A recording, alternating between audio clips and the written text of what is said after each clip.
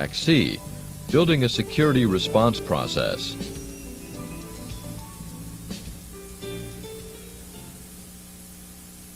Morning, Stalker. Kind of reminded me, I'm supposed to remind people, we have a conference in the October time frame. Y'all come. It's cheaper than this. It's 2 days longer than this. Okay, so much for the advertisement. This afternoon's talker is Scott Culp. He is a product engineer at Microsoft. He worries about Windows NT. He is the fingers, I love this one, on the keyboard at secure@microsoft.com. When you have a security problem and send a message, he is the one that receives it and addresses the issues. Scott? Thanks, Jack. Good afternoon. I'm going to talk for, pardon me, I'll have to ask you to excuse me, I'm getting over a little bit of a cold, so if I sound like Barry White, that's why.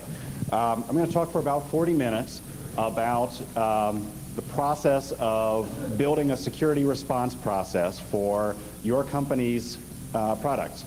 I'm going to illustrate the process based on the Microsoft process that's already in place. Not because we're holding this up as the perfected security response process, but because it is one in place. I've got a lot of experience with it, so I can talk about it.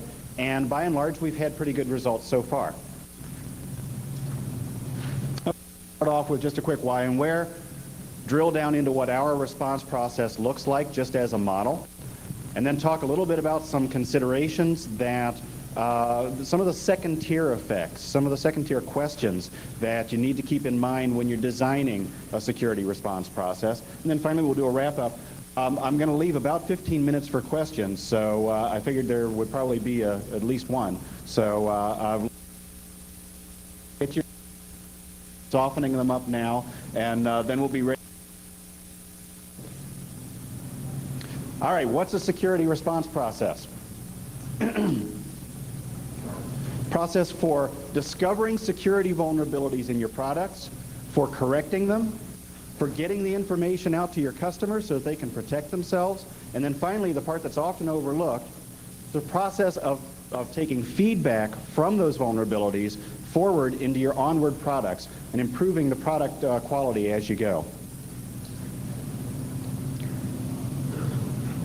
There are some very strong advantages in having a security response process if you're a security ISV. If you're selling a software product of any kind where security is important, it's probably important for you to have some kind of a process for responding to reported vulnerabilities. The first advantage that you get from having a process like this is that it's a product differentiator. It sets you apart from your competitors. The second thing is that it allows you to respond in an appropriate time frame. Way long time ago, 2, 3 years, 4 years ago, it wasn't quite as necessary to respond immediately to reported security vulnerabilities. Why? Well, first of all, the attacker's ability to reach out and touch your network was a little bit less than it is today. There weren't quite so many pre-packaged kits out there that people can use to attack your systems. Pardon me. And as a result, it was acceptable, and it even made sense to deliver security fixes as part of the next rollout of your product, the next upgrade, the next service pack, whatever. You can't do that today.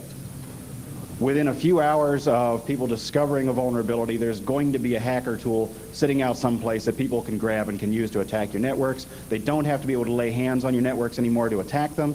As a result, it's not acceptable to wait for the next service pack. If this is an important security vulnerability, you have to be able to respond immediately and let your customers protect themselves. And then finally, the last reason that you may want to put something like this into place is so that you can find out what's on your customers' minds. Are buffer overruns the things that people are worried about? Maybe, maybe not. Where is it in the grand scheme of things? How many people are worried about things like, say, a GUI that doesn't let them administer a product effectively? Where does that sit on the scale as opposed to, say, true security vulnerabilities? The only way to find out is to get feedback from your customers. Okay, looking at the response process that we use at Microsoft, let me tell you a little bit about where I fit into it. Our primary input for this process is a mailbox called secure@microsoft.com, and I field all of the questions that come in there. I work with the development teams to develop the patches. I write the security bulletins and publish them.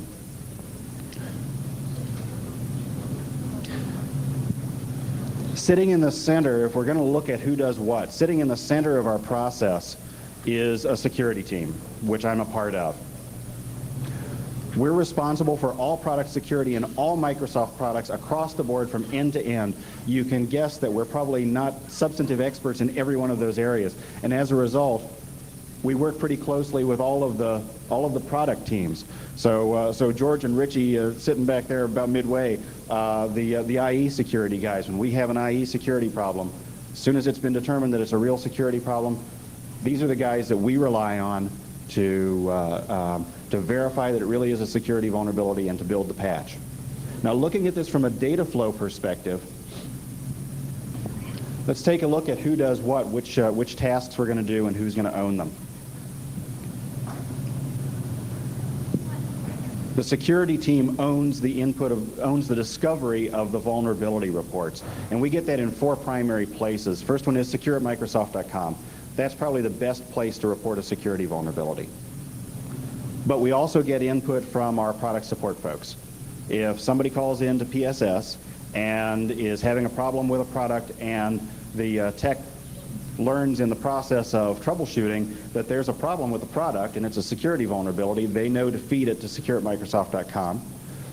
We also spend a lot of time trolling the mailing lists. NT-Bugtrack, BugTrack, of course, are the 800-pound gorillas out there. But there are a number of other mailing lists that are worth looking at. And we also spend a fair amount of time looking at the security website. So not only the security focus sites of the world, the NT-Bugtrack website, we also take a look at the hacker sites. We try to do a scan of as many different sources of information on potential vulnerabilities as possible.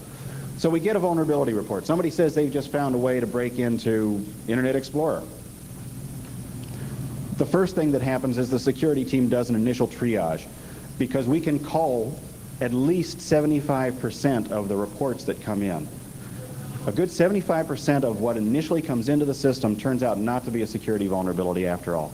It's any of a number of other issues, some of which may require some action, but about 3/4 fall out as security vulnerabilities. But let's take the 25% that we triage and we say, this might be a security vulnerability.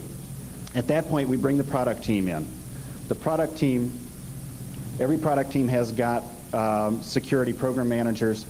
We go to the security program managers and we say, okay, this passes the initial sniff test. Can you do a detailed repro? Let me know whether this thing is really a security vulnerability or not.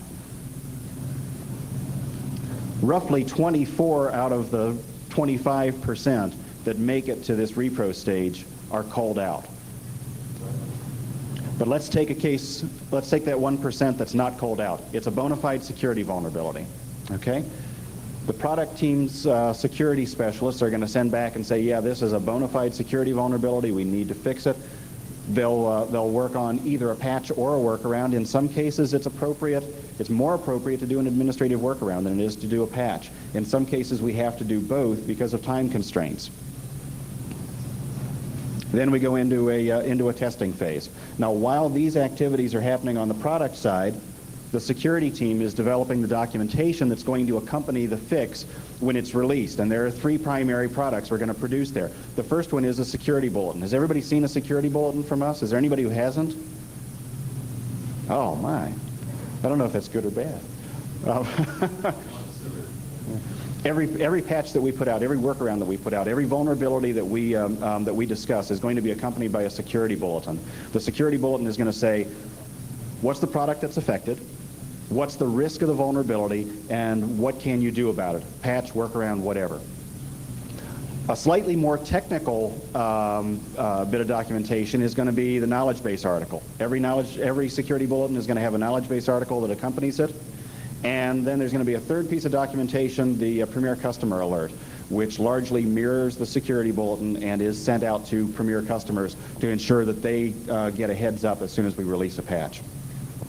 Now, at some point, all of these things come together. We've got a tested patch, we've got finished documentation, we're ready to release. At this point, we distribute the fix and the information, and we're going to go out to a number of different avenues there. We're going to basically mirror the inputs that we had into this process. We're going to go out to our security website, www.microsoft.com/security. We're also going to mail out the bulletin to anybody who subscribes to our security notification list. It's just a list server. But anybody who wants to get the bulletins automatically can get them through that vehicle. And then we're going to go back out to the mailing lists and advise that that a patch is available, put the bulletin out so that they can distribute it to their readership. The last part, the part everybody always forgets, is the part where we're going to take what we've learned here and we're going to feed it back into our development process. What do we do in the next version of our product to make sure that we don't have the same problem again? Is it an overarching coding practice issue? If it is, then we need to start putting that into our best practices templates. We need to start testing for it in our future products.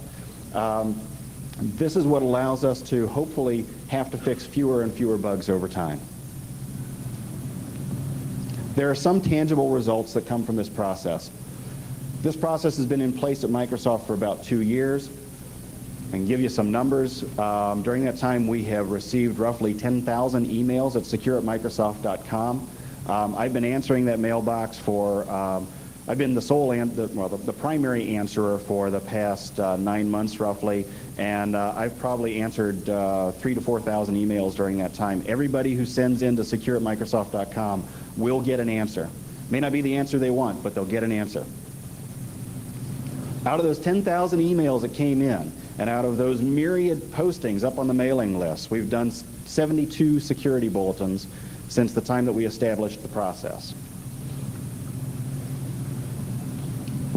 The product notification service, this mailing service, we've got about 100,000 subscribers. Anybody who says that there's no interest out there in security needs to take a look at the subscribership of this mailing list. When we set this thing up about a year ago, we budgeted for 15, maybe 20,000 subscribers, and we said we're going to have money to spare at the end of the year. We were up to 15,000 subscribers inside of 2 days.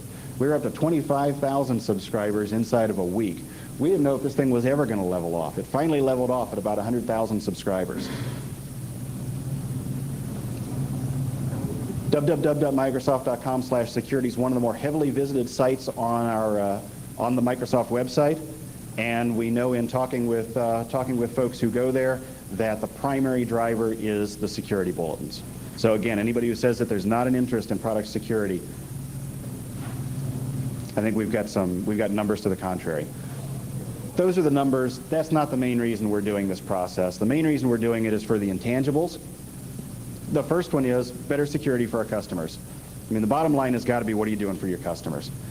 It's going to give them greater confidence in deploying Microsoft software if they understand that we're going to support the products and that we're going to develop patches whenever security vulnerabilities are found, and that we're going to use what we learn to make our products better in the future.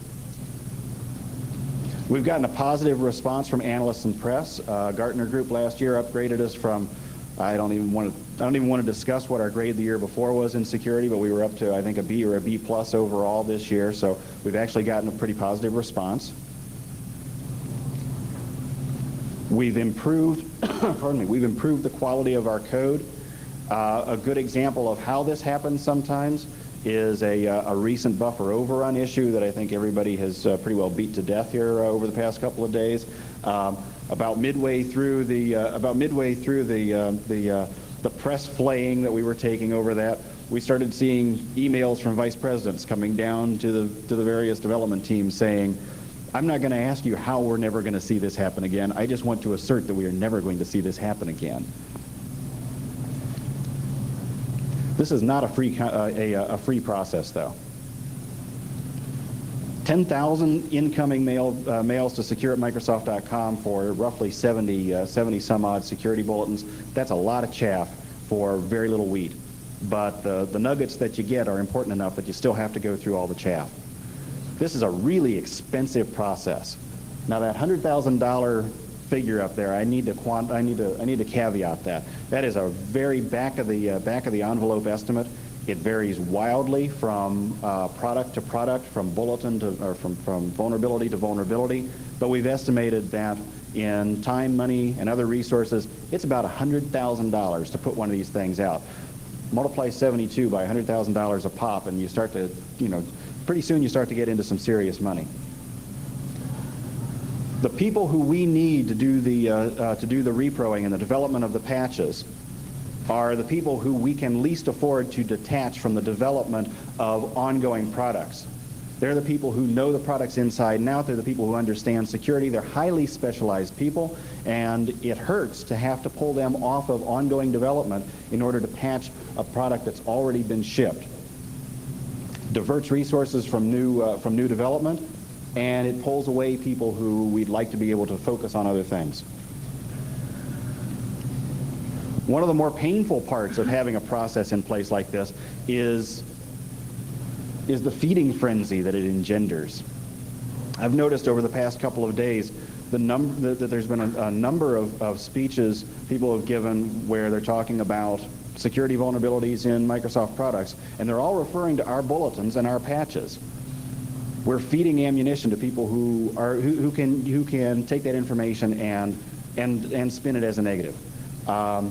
It also has become increasingly lucrative for security companies to prove their bona fides by finding a security vulnerability in one of our products and getting credited for it in the security bulletin.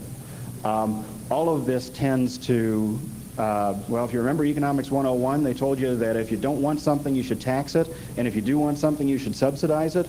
We are essentially subsidizing the discovery and publication of security vulnerabilities in our products, and so not surprisingly, we're getting a lot more of them reported because it's something that pays off for people to look at. There's also an interesting phenomenon here going on that we've called bug fads, which is that you'll see, for instance, if there's a bulletin put out on, say, well, IIS, let's say, because IIS has had, we've had a couple of bulletins lately on IIS. You'll suddenly see a lot of attention being paid to IIS in the mailing lists, on the bulletin boards, coming into secure@microsoft.com. Everybody suddenly starts looking at IIS and pounding away at it. That'll go on for a month or so, and then somebody will find something in another product, and then we'll all turn and we'll just flay the heck out of that product for a little while. So if you want a little fun sometime, take a look at the bulletins and watch the trends, watch the bulletins shifting from one product to another as people get bored with looking at one thing and go look at something else. Okay. Now, the really fun part of the talk here is to talk about those second-tier issues. This is all pretty easy to set up. You talk about, yeah, I'm going to have a mailbox for people to send in. We're going to develop patches and so on. Once you start trying to actually do it, you hit these second-tier questions of execution, and all of a sudden you find out that this is not nearly as straightforward a process as it seems like it ought to be. For instance, what's a security vulnerability? How do you differentiate it from customer support? Somebody calls in and says that if they stand on their head and hit 3 keys in Outlook, that they can suddenly become an administrator or something like that. Is this something is this really a product support issue? This particular example, probably not. But how do you know that they're not just using how do you know that they haven't set it up incorrectly, that they haven't, how do you differentiate true security vulnerabilities from faulty setups? I leave your administrator password blank and you've got a fairly insecure system. Is that a security vulnerability, or is that just cockpit error? User behavior. Is a Trojan horse a security vulnerability in one of our products? That's an open question. We can put up all the messages that we want that say, you're about to run an executable from an untrusted source. It could contain a virus. Do you want to go ahead and do this? If the user answers yes and something bad happens to them, is that a security vulnerability in our product? Interesting question. Broken functionality. We recently repaired a case of just simple broken functionality in the RAS dial-in client. There was a great deal of discussion about whether that was a security vulnerability or whether it was just broken functionality that we should repair as any other functionality at the next service pack. If it wasn't exposing data, if it wasn't offering somebody the opportunity to take control of a machine, should we roll that out as part of the next service pack or do it as a security bulletin? Finally, what happens if you find a buffer overrun that's way down deep in the bowels of NT and nobody can get to it? It's not exploitable. Is that a security vulnerability? It certainly is bad coding practice, but is it worth doing a patch over? Is it worth asking your system administrators to go out and apply that patch to all of their machines if there's no way, as far as anybody can tell, that that thing can be exploited?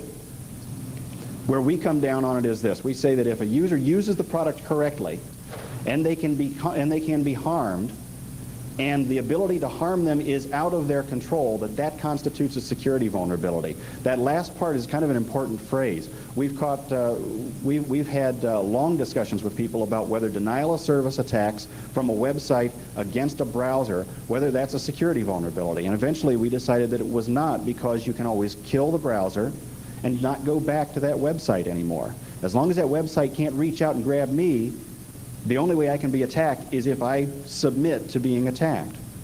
Now that's a different issue if there's a loss of control, if there's a loss of data. But if it's just a simple denial of service, is that a security vulnerability? Are you going to guarantee a response time? I would love to be able to tell everybody that I'm going to have a patch out within 24 hours of notification of any security vulnerability. In truth, some things are harder than others, particularly when you start looking at how long you're going to have to test something. All we can do is guarantee that we will take security vulnerability reports seriously, that we will act on them as fast as we can, that we will keep the reporter in the loop. That's about all we can guarantee. If I say that I'm going to have a patch out in 2 days and it's 3, suddenly somebody thinks that I've dropped the ball. 3 days may still be plenty responsive. Are you going to give a guarantee that you'll respond to every report of any security vulnerability in any of your products? Well, the upside to that is that it doesn't leave those hanging allegations. If you ever read, like, for instance, NT Bug Track, somebody will pop up and they'll say, I've just discovered the most massive, humongous, epoch-shattering, network-destroying hole in Windows NT that has ever been discovered. And you'll never hear anything more on it.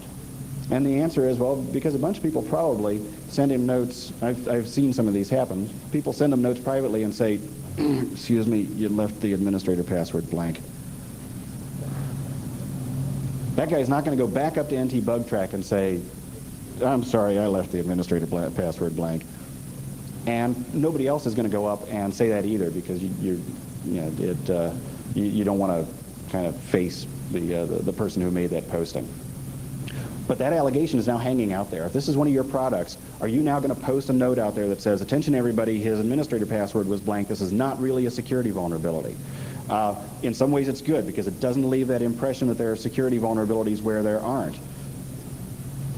On the other hand, you want to talk about a way to increase the amount of work required by an order of magnitude and turn yourself into the world's product support person. That's the way to do it. I would love to be able to answer every note that shows up on BugTrack and NT BugTrack, but we just don't have the resources to do that. So where we have come down is that we will answer every note that comes into us at secure@microsoft.com. Any discussion on a mailing list that passes the initial triage, we'll try to take it offline with the customer so that we can go back and forth and have a good discussion with them about what exactly did you do, how did you set up your product, can you give me some repro circumstances, and so on. But we'll take those discussions offline, and we leave it to the poster to follow back up with the mailing lists. Is that the best way to do it? I don't know. Everybody's favorite topic of late: how much detail are you going to publish when you put your security bulletin out? We believe in full disclosure, but I have to define it, because there's a difference in what full disclosure means depending on what your objective is. Our objective in putting those bulletins out is to get every customer who needs the patch to apply the patch. That's what I want to do. I'm not looking at this as a science project to expand the scope of human knowledge. Full disclosure, given the objectives that I have, consists of telling the customer whether they're affected, how they're affected, the risk this poses to them, and what they can do about it to protect themselves. What I'm not in the business of doing is providing full exposure. I'm not in the business of telling everybody in the world, hey, here's how you can knock down somebody's server if they haven't applied the patch. I'm not about providing recipes for people to use to attack other people. Take a real life situation. If my neighbor is leaving his back door open, it makes perfect sense for me to go over and knock on his door and say, Joe, you know your back door is open. Somebody could rob you blind. But if I take it upon myself to go rob him in the middle of the night, take all of his stuff, haul it out, sell it, and then leave a note on his door that says, now this will teach you about the importance of security. In real life, I go to jail if I do that kind of thing. We draw the same distinction in terms of how much we disclose. We don't want to provide hacking tools. We don't want to help people who are simply being malicious. We do want to allow people to know whether they are affected and what they should do about it. Okay, when do you publish the information? We've had folks who have said that we should always publish some kind of a heads up to our customers the minute we know that there's some kind of a vulnerability, even if it's only to tell them that we are working on the patch.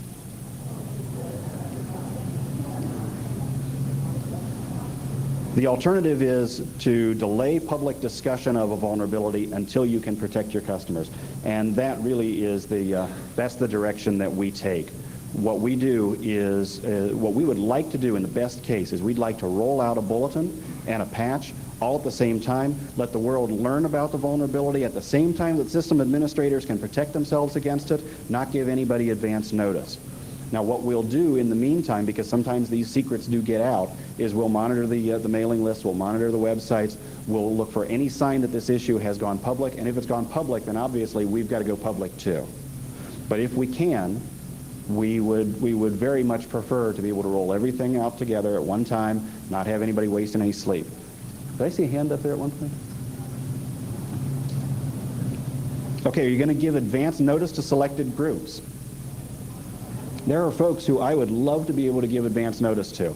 I'd love to be able to tell CERT a day before I'm going to go live with a patch that the patch is coming. I'd like to be able to tell the security ISVs about it. I'd also like to be able to tell our premier customers that tomorrow we're going to release a bulletin and you should get ready for it. It would be great to be able to do that, but that presupposes a sufficiently small level of chaos which simply does not exist. These things are, as one person has described it, these things are like giving birth to a watermelon. Trying to get all of the documentation together, trying to get the patch together, trying to get the testing finished up, trying to get it all together at one time and now get it out to all the right places, the bulletin, the list server, the mailing lists, all at the same time simultaneously so that the curtain comes up and the whole thing is there done.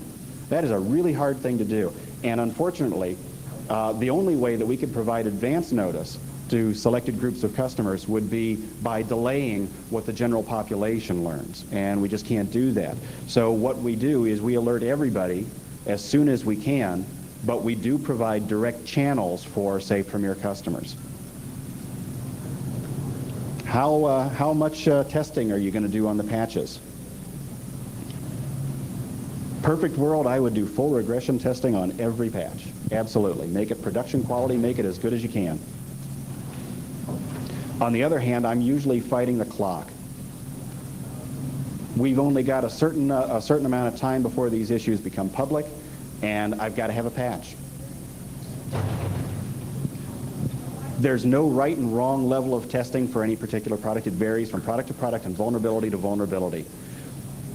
A patch is going to be applied to, say, Windows NT.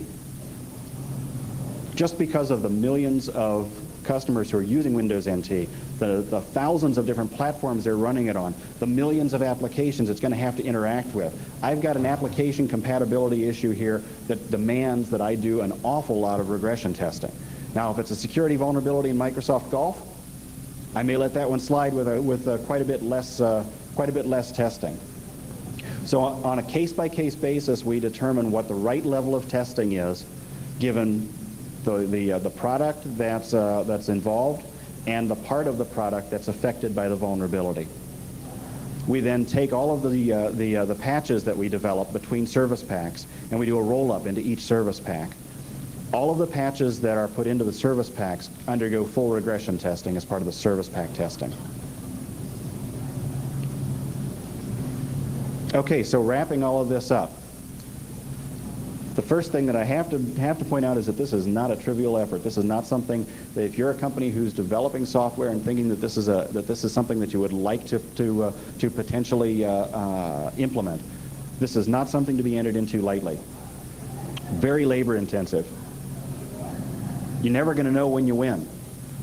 If I produce 100 bulletins this year, have I done a good thing or a bad thing? I don't know. If I only produce one, have I done a good thing or a bad thing? I don't know. The answer is I need to produce the right number of bulletins. I need to produce a bulletin for every vulnerability that deserved it. The benefits that you get are mostly intangible. And this can be a painful, painful, painful process because I'm doing nothing but feeding bad press reporting. I am my competitor's best friend. If I don't get Christmas cards from every one of our competitors, I'm going to feel hurt.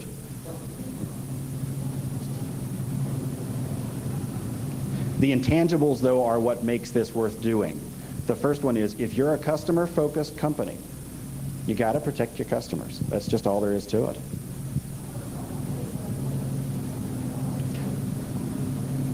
This is a really good way of building trust with your customers. I've even gotten some good email at secure@microsoft.com from some system administrators at some of our large companies who have said, thank you for the patch that saved us. So sometimes you do get kudos. Sometimes you even get it in the press, but don't count on it. Better relationship with your customers. And the last point is an important one. You can roll out a security response process at whatever level of effort you're able to sustain, and you can derive good benefit from it. It's not necessary to have the end-all and be-all in terms of a security response process in order to get some benefit from it. We've rolled out as much as we can support right now, but we've got some really definite plans about where we want to go with it to try to do things like have enough control over the process so that we can provide advance notice to certain groups of customers and to the incident response teams and so on. We'd like to be able to respond at least selectively to some of the postings in the mailing list. There are places we'd like to push this process out a little bit further, but you can get good benefit from whatever level you decide to implement. Okay, and with that, I have strapped on my Kevlar underwear. And if anybody wants to take a shot at me, go right ahead. Yeah, you made a distinction between the patches and the workaround. Do you have examples of when you call one a patch and one a workaround? Okay. Question was, what's the difference between a patch and a workaround? A patch is a piece of software that you apply that corrects the behavior, the underlying behavior of the vulnerability that caused it. A workaround is an administrative series of steps. A good example of where we'll go out with a workaround is usually if it's time constrained. For instance, we had a recent IIS issue that was suddenly sprung on the world, and just to give you a little bit of background on what happened in that case, we had a patch completed by the time that one went public, but we had discovered additional variants of that same vulnerability, and so we had gone back and pulled the original patch out of testing, had developed a comprehensive patch, and had put that into testing. But it wasn't out of testing yet when this issue suddenly went public. So we had to do something to let people protect themselves during the 2 days in which we were waiting for testing to be completed. And so what we did was we went out with a series of steps. Open this menu, select this option, turn this thing off, and then when the patch was available, we went back out and said, okay, you can turn all of it back on again if you want to apply the patch, or if you want to leave the workaround in place, you can leave it in place. I have several. Let me just do one at a time first. Okay.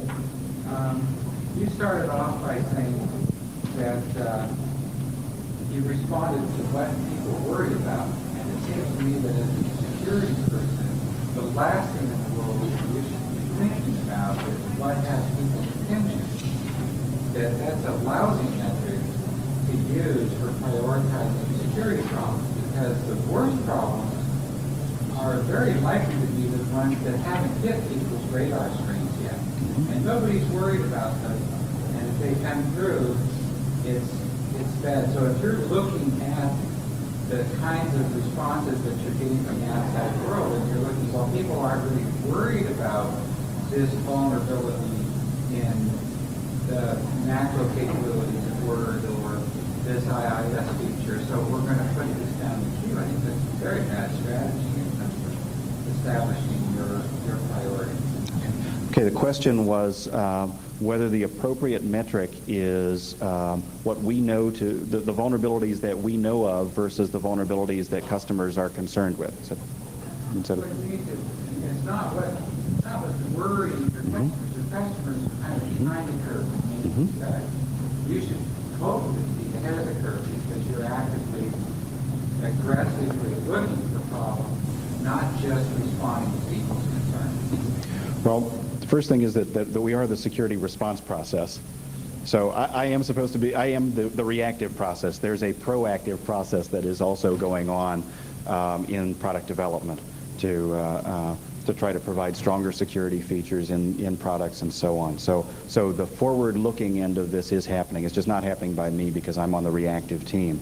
But we do repair vulnerabilities when we find them, even if they're only internal finds. For instance, we just released last week we backported a patch out of SP5 to make it available to people who were locked down on SP4 for Y2K purposes. This was an internal find. Nobody else in the world even knew that vulnerability existed. We discovered it. I'm not sure how we discovered it. I just don't recall. But we discovered it internally. It had never gone public. It was something that was clearly a security vulnerability, and so we patched it. So it's not driven solely by how loud is somebody yelling. We try to do the right thing, even if we're the only ones who know about it. So your initial comment at the beginning of the talk is not exactly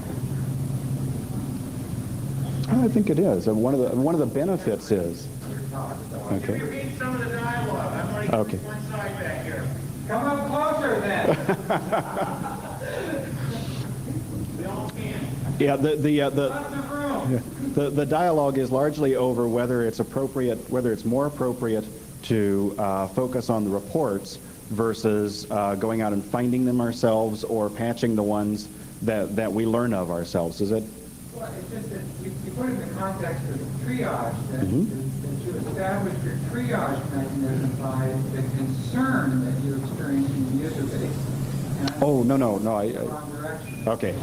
Okay, I hope I didn't leave that impression. We do not triage them based on how loud somebody is yelling. When something is reported, when we learn about it by any means, we triage it. We triage them all the same. If it's a security vulnerability, we're going to patch it. Whether it was discovered on NT-BugTrack, whether there's one note about it, whether there's 1,000 notes about it. If it's a security vulnerability, we're going to if we think it may be a security vulnerability, we're going to triage it. If we determine that it is a security vulnerability, we're going to patch it. Okay? Can you give me a definition of what you mean by going public? Okay, definition of... If you use once against somebody, a attack vulnerability has been exploited, does that mean it's public? Okay, question was... That be on a mailing list or a security site to the public. Okay. Question was, what's meant by going public? Pardon me. There isn't a strict definition. Basically, if we find out about it, we consider it to be public. If it's been reported on a mailing list, it's public. It's difficult to say, difficult to give you a specific example or a specific definition because, for instance, if this thing has been out on somebody's website, but nobody seems to know about it, if we find out about it, we're gonna triage it, we're gonna patch it, we're gonna put a bulletin out on it. Would we consider it to have already been public? Possibly not. If it's on a fairly infrequently traveled website and doesn't seem to be getting picked up anyplace else, we're probably going to treat that as a non-public issue until we see somebody else starting to pick it up. So we're going to take the time that we need to try to do the patch as well as we can. But if we start seeing that information spreading and going someplace else, we're going to say that it's now becoming a more public issue. So there's not a strict definition of what goes public. When we see it on one website, we're not going to assume that we have to, say, drop work on the patch and do a workaround, for instance. If it doesn't seem to be traveling, we're going to try and do the patch, because that's the preferred response. Okay, I'll come back around.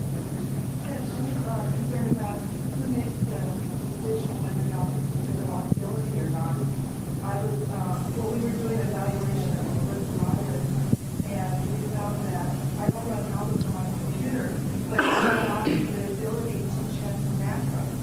To me, this is a security issue. It's something Trojan go in and turn off security in my system.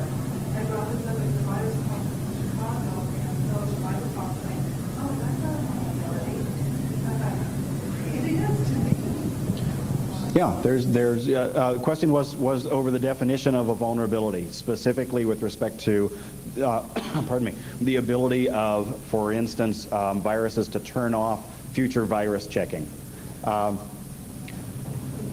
That's an area that we're all going to be able to argue over, because it really is a judgment call. The reason that we've treated that as not a security vulnerability is because you've got the ability to, say, prevent executables from running. You've got the ability to, you've got the warning messages that come up, that will tell you that you're about to run something that could potentially be dangerous.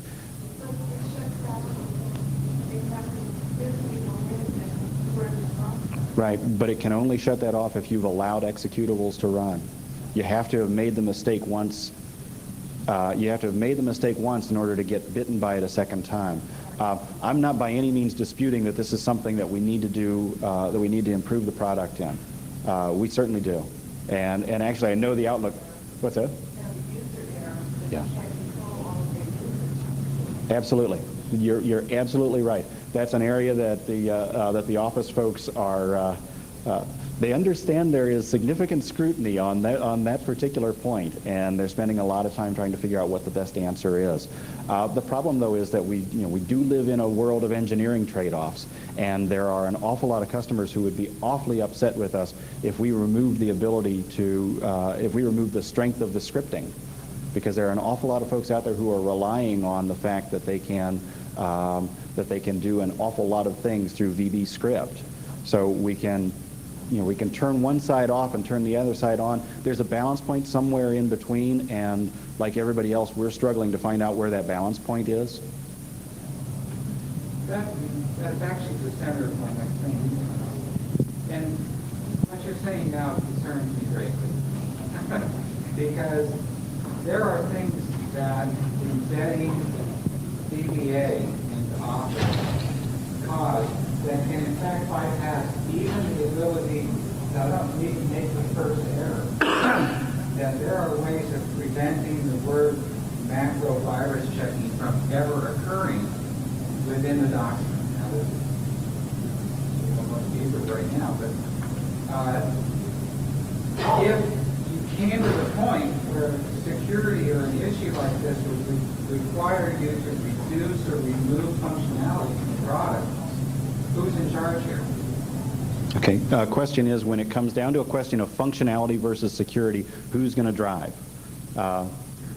We are going to try to come up with the answer that this is going to be kind of a weasel answer, but it's the truth.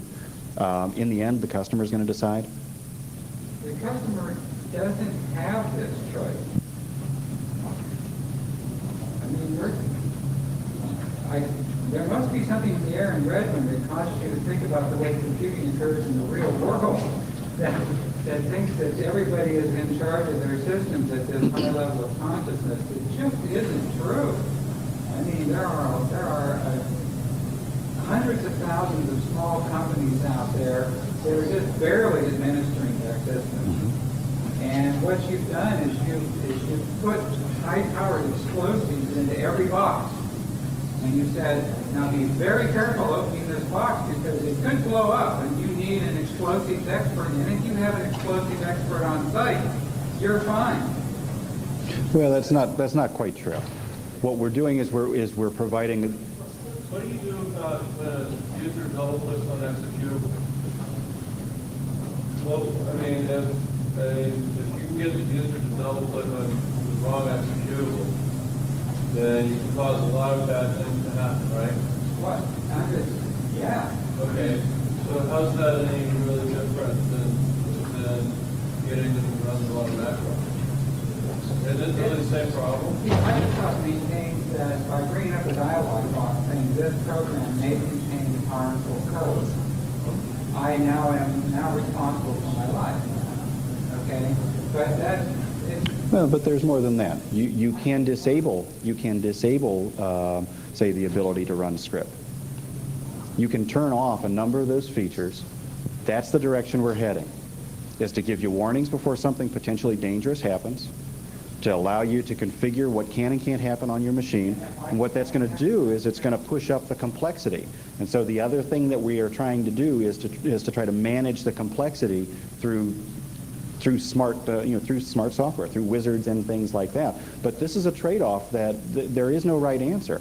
The right answer for customers is not to put them is not to straitjacket them and say, I'm not going to let you do this because this is just not good for you and you should not be allowed to do this. Every time I come up with a case like that, where I believe I should be able to sandbox somebody and not let them out of IT jail, somebody else can present a counter argument that says that is just as strong about why there's a legitimate reason why somebody should want to do that, and if I'm not going to give them the ability to do that, they're going to go to somebody else who will. And now where is security? Because now we've driven customers to somebody who say isn't even going to give you the ability to configure those options. It's a trade-off. Yeah, way in the back. You mind if I get out of the weeds for a minute? Sure. How many engineers are employed by Microsoft today? Two-part question. Oh, good. I have no idea. Just estimate, ballpark. I have no idea. I couldn't even guess. More than one. Yeah, more than one. Yeah, they won't fit into a breadbasket. I know that. Okay, in your assessment, how many trained security engineers are we from Microsoft? Now that one I can answer. How many trained security engineers in my? And what is the level of their experience? Okay. Do I have to keep that adjective in there? There are over 200 full-time employees at Microsoft whose sole job in life is to improve product security. In terms of level of training, I can't address that. It's going to vary from person to person. Some of it's on-the-job experience, some of it is going to be academic experience, and it's going to depend on where in the company they work. If you're working, say, in cryptographic research, I have a pretty good idea that you probably have got a PhD at the end of your name.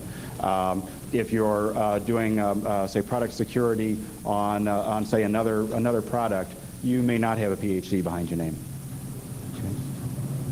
Okay. Did we? Yeah, back in the half. On EC4, Microsoft puts the security stakes on the priority. Your numbers, you guys have your presentation.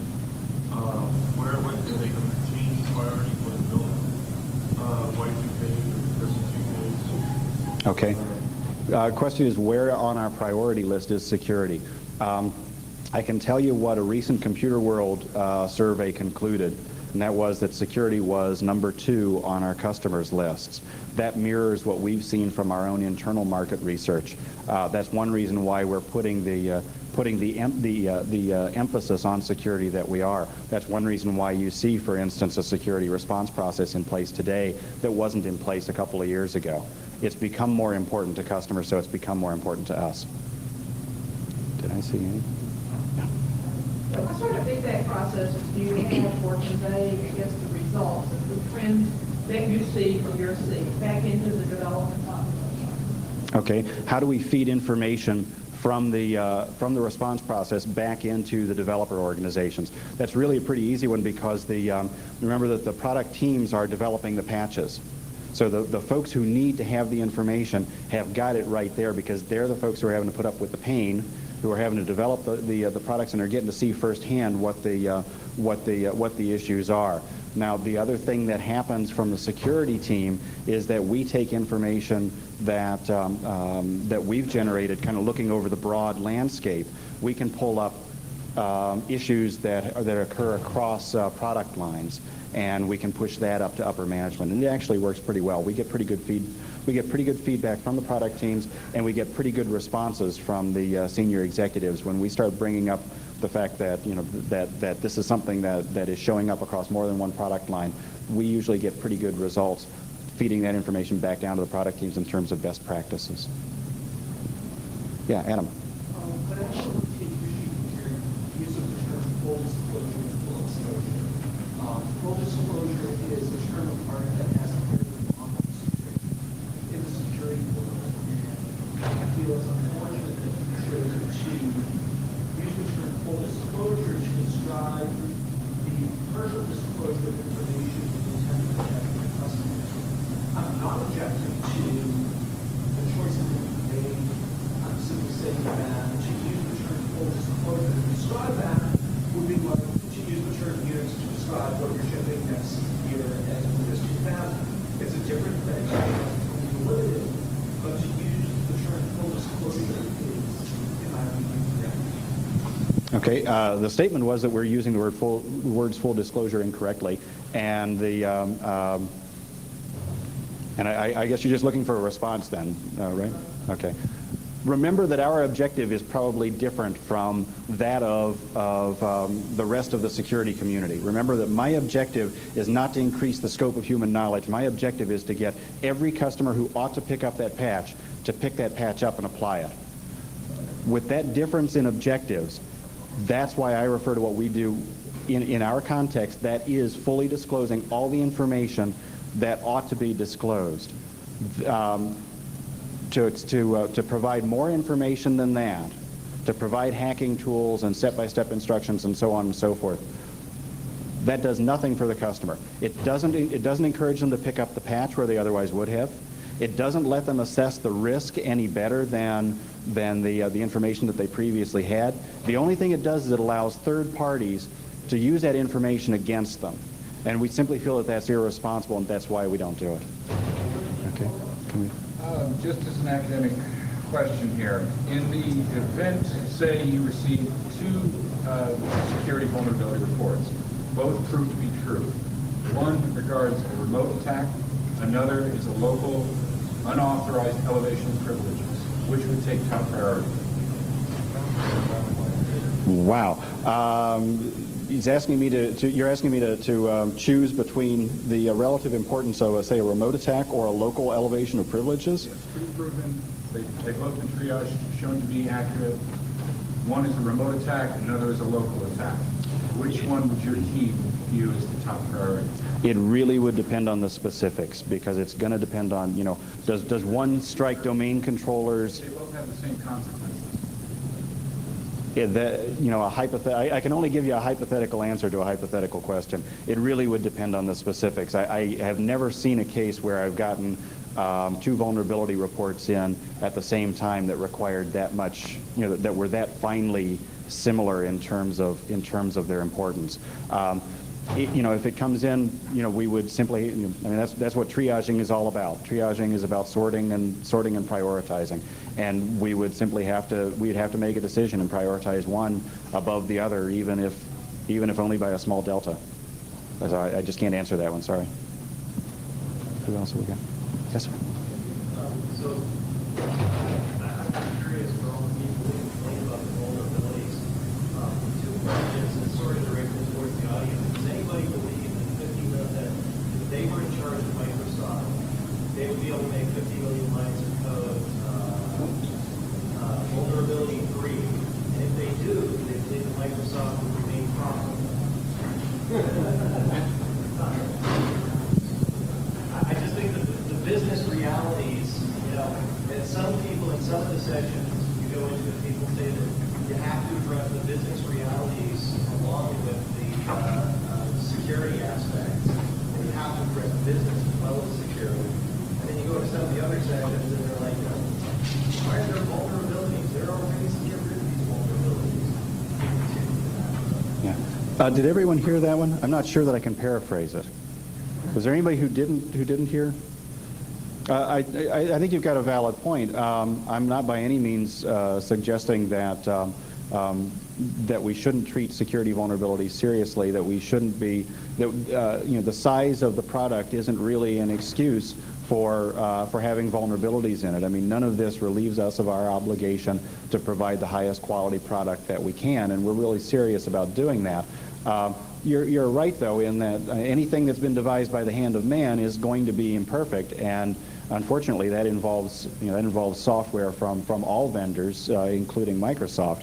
I can't guarantee that we're going to produce perfect products. I don't even want to promise that we're going to produce perfect products. What I can promise is that we will respond to reports of vulnerabilities in them as expeditiously as possible, and we'll be as forthcoming as we can be with information on the availability of the patch, what customers ought to do, and so on.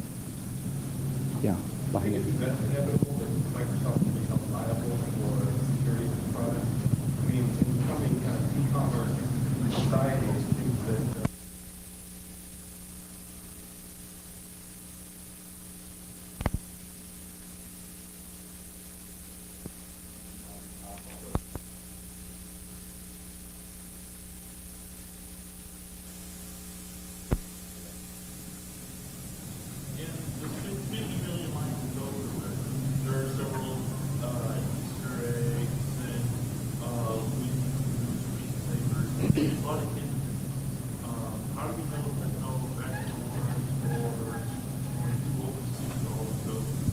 Okay. Question was about Easter eggs. How do we know that there are no Easter eggs? There was also a statement about the number of lines of code in the product, and let me jump on that one real quickly because I keep hearing this number tossed around. There is nobody who can tell you authoritatively the number of lines of code in Windows NT because we don't give that information out. Anybody who's telling you that it's 25 million lines or 50 million lines or whatever is talking out the top of their hat because we don't publish that information because it's a counting question. A number of things that used to be separate shrink-wrapped entities are now part of the operating system, but are separate coding entities nonetheless. What do you count as part of Windows 2000?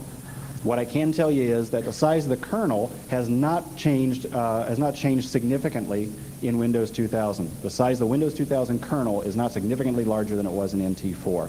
Now, as to the question, excuse me. I'm sorry, hit me with the second question again. That's right, sorry. Yeah, Easter eggs. I can't stand up here and tell you that there is no hidden code in any of our products. What I can tell you is the email that I've seen coming down from Jim Alchin, the vice president who's in charge of Windows NT development. As nearly as quoting as nearly as I can, I think it said, if you drop an Easter egg into my product, you might as well head out the door now rather than having me escort you. This is not something that we're interested in doing. This isn't something we're tolerating. There's peer code review at every stage in the development process. So there's no way that one person is going to drop some piece of untrusted code into one of our products and it not be discovered. The peer code review process is going to point that out. You're going to have to hand it off to testers who are going to be checking, you're going to be running through their test suites. It's going to come up that way. This is something that we're pretty hardcore about not doing because it sends the wrong message when you leave Easter eggs in the products, and we're simply not doing it anymore. Yeah, how much time do we have? I realize this is a hot topic. If you have some more questions, Scott will be available to answer after this session.